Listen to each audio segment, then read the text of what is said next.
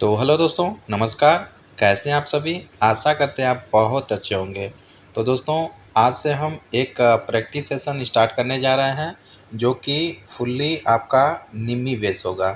निम्मी base यानी कि आपके अपकमिंग जो आईटीआई का एग्ज़ाम होने वाला है दोस्तों 2025 के लिए, तो उस सभी में ये सब क्वेश्चन देखने को मिल सकते हैं। तो दोस्तों, ये सभी क्वेश्चन जितने भी लगभग 15 क्वेश्चन का एक तरह से मॉक टेस्ट है। तो आप लोग सभी टेस्ट को केयरफुल दीजिएगा और लास्ट में हमें कमेंट बॉक्स में बताइएगा कि इन 15 क्वेश्चन में से आपके कितने सही क्वेश्चन हुए हैं। तो इसमें क्वेश्चन पहला है, नमी सोखने के बाद सिलिका जेल का रंग कैसा हो जाता है? दोस्तों, बताना चाहेंगे जो सिलिका जेल होती है तो यह ट्रांसफार्मर में प्रयोग की जाती है। तो ट्रांसफार्मर में कहाँ प्रयोग की जाती है? तो नमी को सोखने के लिए, यानी जो ब्रीदर हमारा होता है, तो ब्रीदर के थ्रू एयर अंदर पास करती है ट्रांसफार्मर में। तो एयर में कुछ मॉइस्चर होता है। तो दोस्तों, वही मॉइस्चर आपका अंदर एंट्री ना हो, उसके लिए हम सिलिका जेल का प्रयोग करते हैं। तो क्वेश्चन पूछा है कि नमी सोखने के बाद, यानी अगर नमी सोख लेता है तो सिलिका जेल का रंग कैसा हो जाता है? ऑप्शन 4 है। पहला ऑप्शन है गुलाबी हो जाता है, दूसरा नीला हो जाता है, तीसरा काला हो जाता है, या फिर चौथा ऑप्शन है हरा हो जाता है। ठीक है, हरा हो जाता है। तो देखिए दोस्तों, दो कंडीशन बनती है। जब आपका जो फुल्ली मतलब वेल कंडीशन में जब होता है सिलिका जेल, तो उस समय जो उसका कलर होता है वह नीला होता है। यानी जब वेल कंडीशन में होता है, ठीक कंडीशन में होता है, तो उस टाइम सिलिका जेल का रंग कैसा होता है? नीला होता है। और जब नमी सोख लेता है तो उस टाइम जो सिलिका जेल का रंग होता है वह गुलाबी हो जाता है। तो इस दोनों पॉइंट को आप याद रखेंगे। एग्ज़ाम में यह आपके आईटीआई के एग्ज़ाम में क्वेश्चन आता ही है इससे। तो इस हिसाब से राइट आंसर कौन हो जाएगा? तो राइट आंसर ऑप्शन ए सही हो जाएगा। यानी नमी सोखने के बाद सिलिका जेल का रंग कैसा हो जाता है? गुलाबी हो जाता है। ठीक है, बाकी आपका आंसर गलत है। और दोस्तों, अब सिलिका जेल का रंग पूछ ले तो वह कैसा होता है? नीले रंग का होता है। ठीक है, तो इससे यह क्वेश्चन बनते हैं सिलिका जेल से, याद रखेंगे। बढ़ते हैं नेक्स्ट क्वेश्चन की ओर। अगला क्वेश्चन है, यम के एस प्रणाली में लंबाई, भार तथा समय की इकाई को प्रदर्शित करता है। दोस्तों, एम के एस प्रणाली, तो एम के एस मतलब एम का मतलब मीटर, और के का मतलब किलोग्राम, और एस का मतलब सेकंड। ठीक है, तो जो आपका प्रणालियाँ होती है तीन प्रकार की होती हैं। एक जो होती है एम के एस प्रणाली होती है, एक जो होती है सी जी एस प्रणाली, और एक होती है एफ प्रणाली। ठीक है, तो एफ का मतलब फुट पॉन्ड सेकेंड, और सी का मतलब सेंटीग्राम सेकेंड, और एम का मतलब मीटर किलोग्राम सेकेंड। तो क्वेश्चन पूछा है एम प्रणाली में लंबाई, भार और समय को क्या कह के प्रदर्शित करते हैं? तो एम का मतलब क्या होता है? मीटर होता है। ठीक है, फुट वाला कट जाएगा, सेंटीमीटर कट जाएगा, फुट कट जाएगा। तो ऐसे आपका राइट आंसर ऑप्शन बी हो जाएगा, क्योंकि एम का मतलब मीटर होता है, और के का मतलब किलोग्राम होता है, और आपका एल मतलब समय का मतलब सेकेंड होता है। ठीक है, तो मीटर किलोग्राम सेकेंड।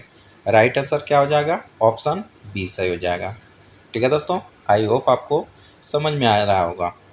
बढ़ते हैं अगले प्रश्न की ओर। अगला क्वेश्चन है, और यह भी बहुत वीवीआई प्रश्न है। ये सब के क्वेश्चन छोटे छोटे आपके आईटीआई के एग्जाम में आते ही आते हैं। वोल्टेज की एसआई इकाई है। दोस्तों, वोल्टेज आप पढ़े होंगे। वोल्टेज का मात्रक क्या होता है? तो वोल्टेज का मात्रक वोल्ट ही होता है। ठीक है, चार ऑप्शन दिया है। पहला एम्पियर, दूसरा ओम, तीसरा माइक्रो ओम, चौथा वोल्ट। तो इसका राइट आंसर ऑप्शन डी हो जाएगा। वोल्टेज की जो एसआई यूनिट होती है, यह क्या होती है? वोल्ट होती है। तो दोस्तों, एक होता है वोल्टेज, और एक होता है करंट, और एक होता है रजिस्टेंस। तो वोल्टेज जो होता है वह क्या होता है, जैसे कि दो पोटेंशियल में जब डिफरेंस होता है तो उसके कारण वोल्टेज होता है, पोटेंशियल डिफरेंस होता है। यानी एक 10 वोल्ट का है कोई और दूसरा एक 5 वोल्ट का है, तभी इसके बीच जो है वोल्टेज का ट्रांसफॉर्मेशन होता है। ठीक है, उसी को हम वोल्टेज डिफरेंस बोलते हैं। दूसरा होता है करंट। तो करंट क्या करता है, फ्लो ऑफ इलेक्ट्रॉन, यानी इलेक्ट्रॉन के प्रवाह की दर होता है। ठीक है, उसको हम करंट बोलते हैं। तो करंट का जो सिंबल होता है ए से भी दिखाते हैं, ठीक है, आई से भी दिखाते हैं। और दोस्तों इसका जो मात्रक होता है एम्पियर होता है, इसको भी आप अच्छे से याद रखेंगे। और आर जो दिखाया गया है इसको हम रजिस्टेंस बोलते हैं। ठीक है दोस्तों, जो रजिस्टेंस होता है यह विरोध करता है करंट का।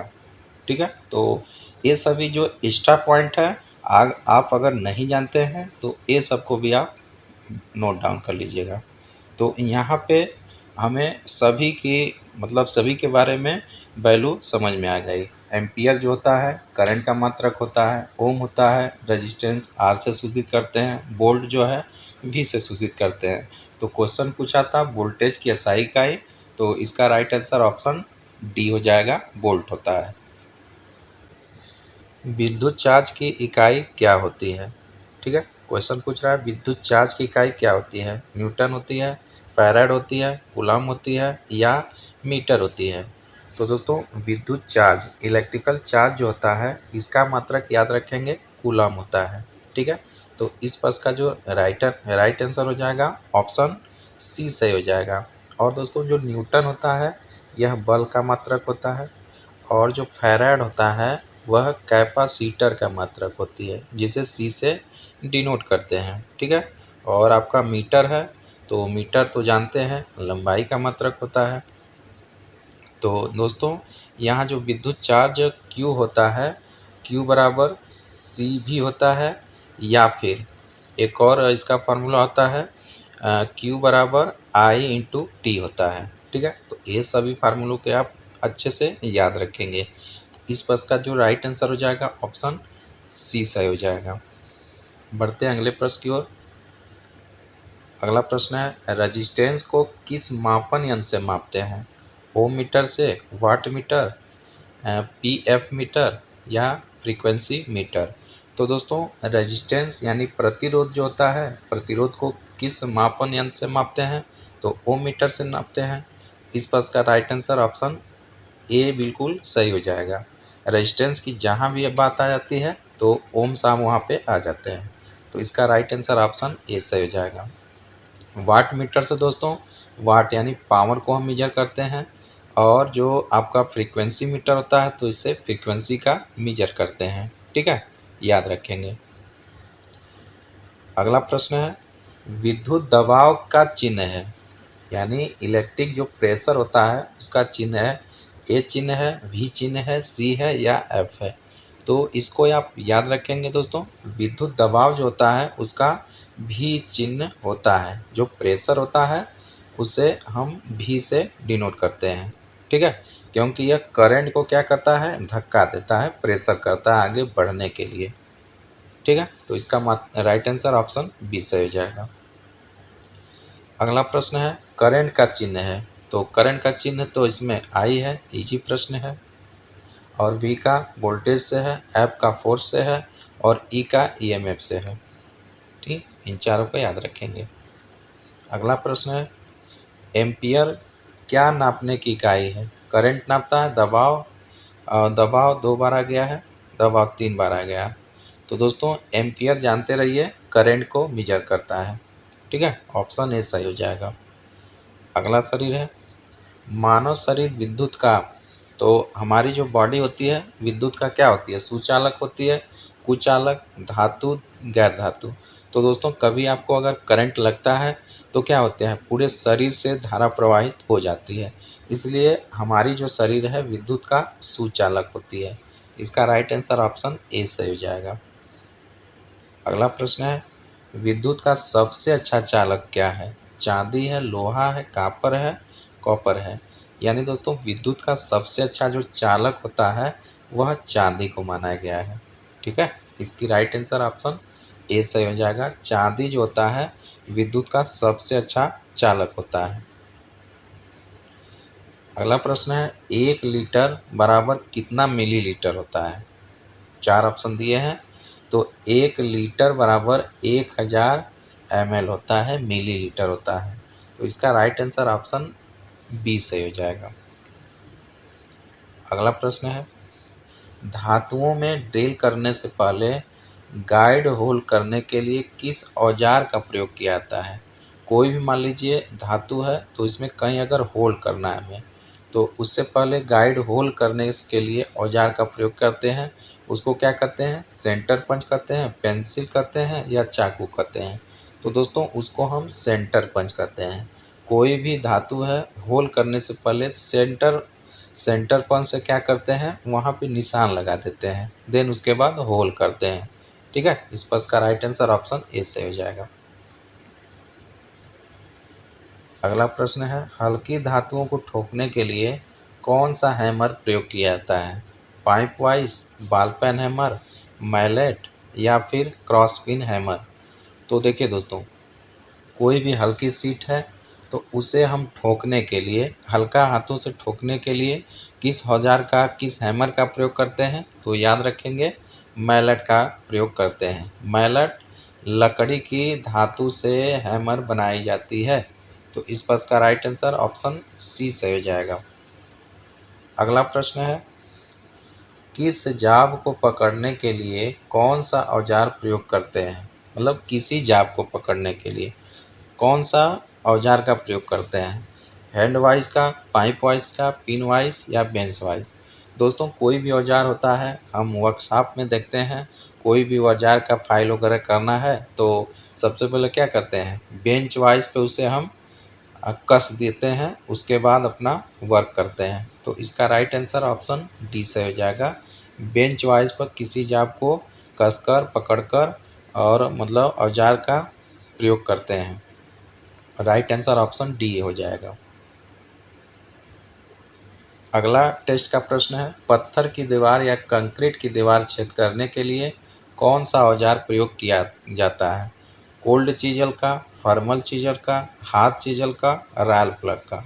तो दोस्तों कोई भी आपका पत्थर या कंक्रीट की दीवार है तो उसको छेद करने के लिए हम रॉयल प्लग का प्रयोग करते हैं। ठीक है, तो इसका जो राइट आंसर हो जाएगा ऑप्शन डी सही हो जाएगा। रॉयल प्लग का प्रयोग करते हैं पत्थर की दीवार या कंक्रीट की दीवार को छेदने के लिए। तो इस प्रश्न का जो राइट आंसर हो जाएगा ऑप्शन डी सही हो जाएगा। ठीक है दोस्तों, तो आज के लिए बस इतना रहने देते हैं। तो यह आपको टेस्ट कैसा लगा कमेंट बॉक्स में हमें ज़रूर बताइएगा। ठीक है, और आगे कंटिन्यू करना है तो भी हमें ज़रूर कंफर्मेशन करिएगा। मिलते हैं अगले टेस्ट के साथ, अगले क्वेश्चन के साथ। तब तक के लिए पढ़ते रहिए, मस्त रहिए। नमस्कार।